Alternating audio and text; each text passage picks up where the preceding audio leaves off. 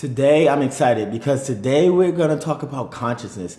And what is the idea of consciousness? What is this thing we call divine mind that is in through all things, that can be omnipresent, meaning that it's everywhere at the same time and that knows all things? And so in this, we call this thing consciousness, divine mind, which in Western culture, I know that we call this God or God.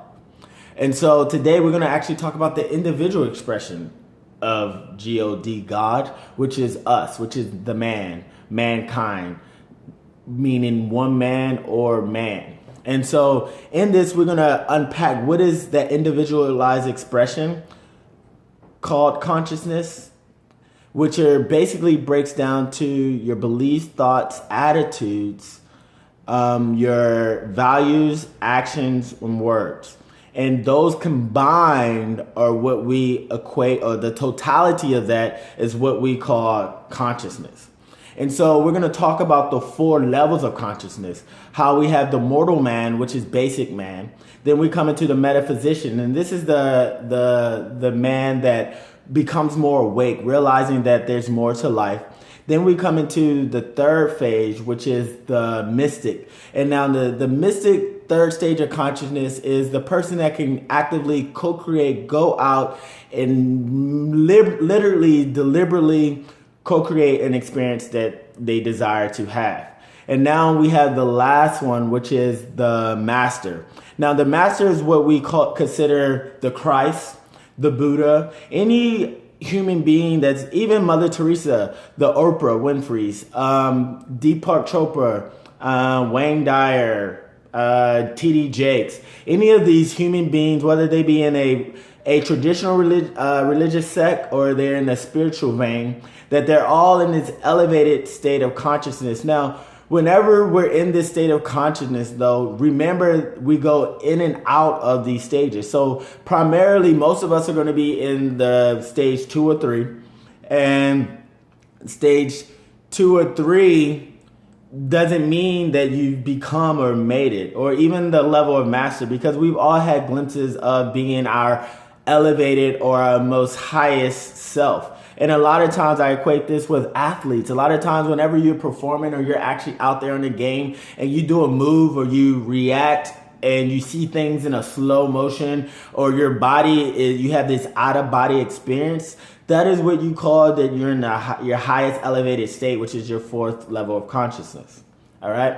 So let's rewind. Let's go back to stage 1. Stage 1 is victim mentality. Now in victim mentality, this is a mentality where everything just happening to me. This is where superstition and bad luck is primarily ruling your life, where anything that happens, we equate it to it was just bad luck, or it was the past, or it was my parents, or it was all these external influences are the reason why I am who I am today.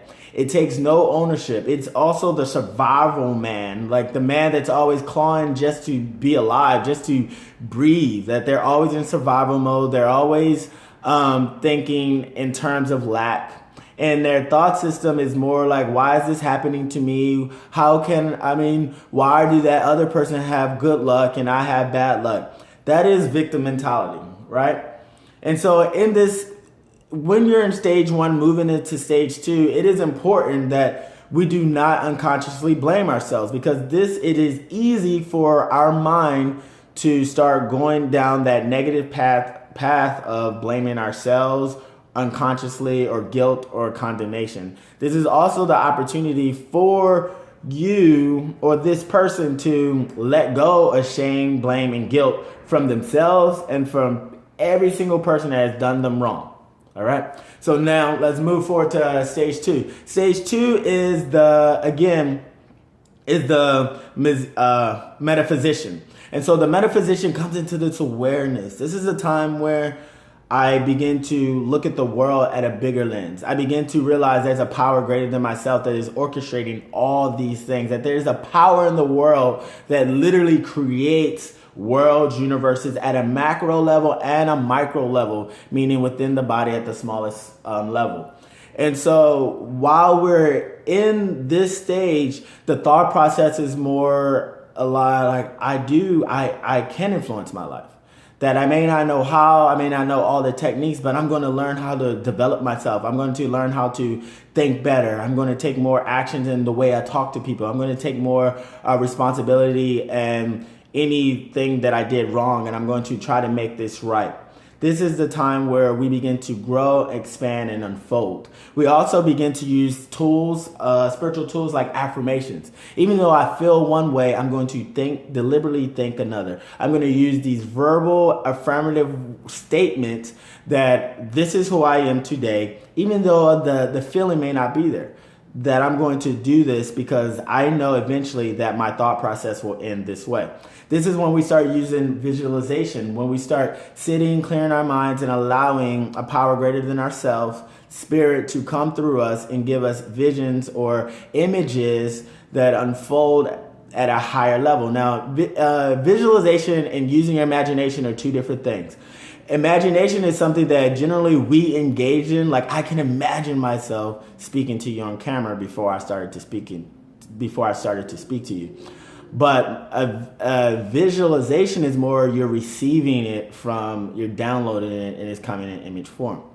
Then we start using things like vision boards and manifestation boards. These are things that we literally use images. Pinterest is an app that kind of gives you an example of dream weddings or dream ideas that you want and desire, which later you'll understand that it helps impress upon the subconscious mind, which your subconscious mind, literally, it's a silent worker. It's always working, trying to create that which is impressed upon it mostly. Okay? And this is also the opportunity to give up power and control. So next, when we're moving into level 3 of consciousness, this is an opportunity for me to also realize that there's a power at work that is still greater than I am, because the snare or the trap can be is that I am now powerful. I am God. I am creating all this. It is good that you remember that you're co-creating, that you're not the creator. You are, in a sense, a creative person, but you're not the creator. Okay?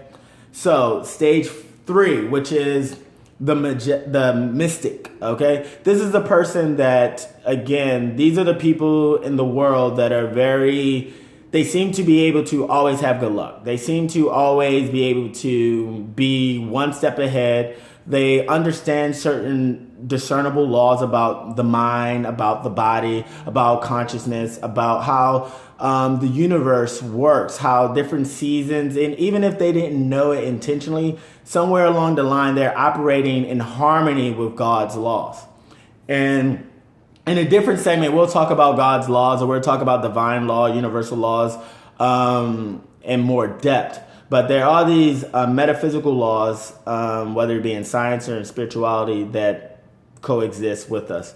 And so in this mystic phase of your growth of consciousness, you become more of the vehicle. You understand that this is God using me, that I am free. I go with the flow. You know, this is a time where it's like I can see things neutral. All situations and circumstances are neutral. I understand that it's up to the way I perceive this situation on how I deem it, whether good or what we call bad, whether I consider it agreeable or disagreeable.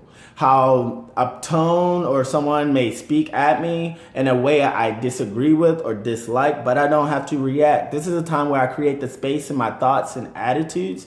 And so I have this awareness of these thoughts going in and out my mind, though I don't have to identify with them, then later reacting to them. So this is also the opportunity to really dive into meditation. This is a time to really dive into openness and teachableness, or in even teaching other people.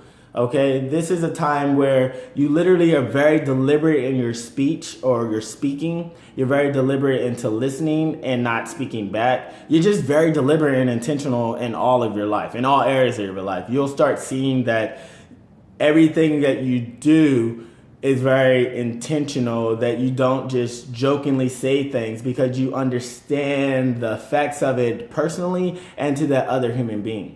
You start understanding how powerful you truly are in this world.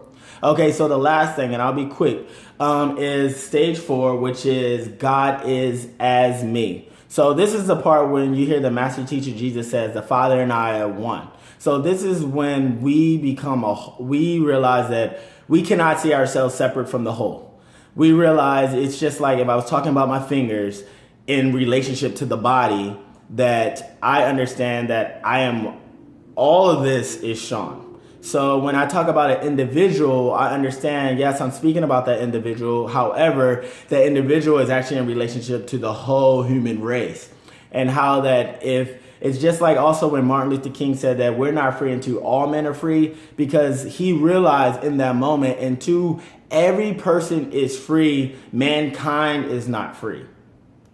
And so just sit on that and really think about that. I mean, that's a really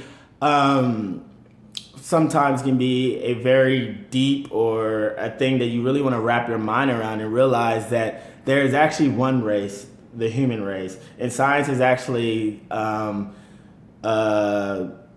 totally killed the idea of separate races. And that though our physical pigment of our skin and certain features are bigger, smaller, or of different proportions, there's actually one race, the human race. And so this is also the time where you experience oneness with nature, oneness with the planet. This is a time where your elevated sense of consciousness, you just are aware of life. And by your intention alone, your ability to choose then ripples a ripple effect in your life.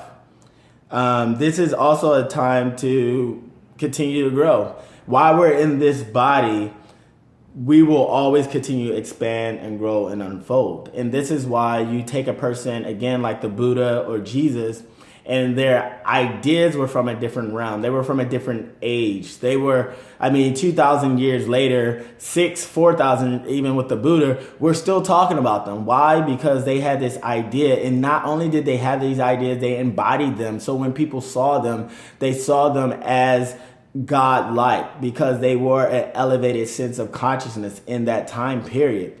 And so as we as human beings begin to elevate our consciousness, yes, externally it looks like I am this, a person may be this amazing teacher, coach, leader, but what they don't see is inside was all the time they spent with the divine, learning, laboring in that secret place, until what they're actually seeing is the fruit of that labor when they're just using their natural eyes. And so these are real quick, these are the 4 stages of consciousness. Number 1, the victim mentality, woe is me. Things are just happening to me. Stage 2 is that it is, I can do it. It is now I'm engaging with the universe, myself, actually learning about myself, personal development, learning everything I possibly can. It's just knowledge. I'm a sponge. Let me just soak it all in. Now, stage 3 is I'm a vessel. I begin to realize that I am just here. I go with the flow. I'm understanding that things are really neutral, and it's really my interpretation of how I'm seeing these things, and my spiritual tools, I'm starting to really engage in them, because I start to realize it is more important, these intangible metaphysical or invisible powers are greater than the actual physical ones. Then in stage 4 is that I am a master of my situations. I'm a master on this planet, that, I become in heightened awareness of myself and others, and I begin to see myself as a whole, that there is no real just individual me. There is me, but it is me in relation to my family, to my workplace, to my environment, to everything around me. And so thank you. This has been great. Keep listening, because we got more to come in the future. And y'all have a great day.